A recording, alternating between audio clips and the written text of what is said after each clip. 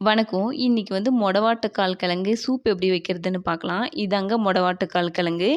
இது கொல்லிமலையில தான் அதிகமா கிடைக்குமா. அது பாறைகளோட இடுக்குகள்ல இது வளருமா. இது நாம சாப்பிடுற சக்கரவள்ளி கிழங்கு, மரவள்ளி கிழங்கு மாதிரி மாவு மாதிரி இருக்காது. இஞ்சி மாதிரி கொஞ்சம் நார் நாரா இருக்கும்.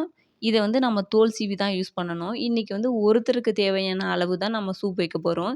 இந்த அளவு போதுமானது. இத சின்ன சின்ன பீஸா கட் பண்ணி எடுத்துக்கலாம். இதோட 3 சின்ன வெங்காயத்த தோல் உரிச்சு எடுத்துக்கிறேன்.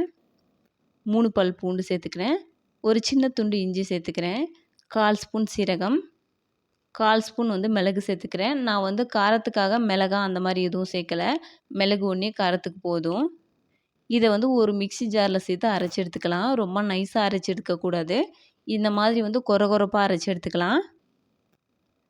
ஒரு பாத்திரத்தில நான் 2 கப் தண்ணி சேர்த்துக்கிறேன்.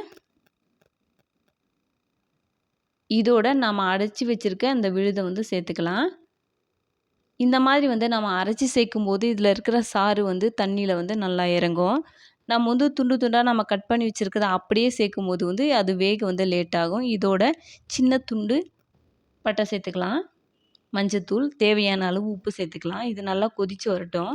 இத வடிச்சு யூஸ் பண்ணுங்க. அதோட கடைசியா கொத்தமல்லி இலை சேர்த்துக்கலாம். இந்த சூப்ப நம்ம ரெகுலரா குடிச்சிட்டு வரும்போது, எலும்பு சம்மந்தப்பட்ட எல்லா வலிகளும் 2, 3 நாள்லயே சரியாகுங்க.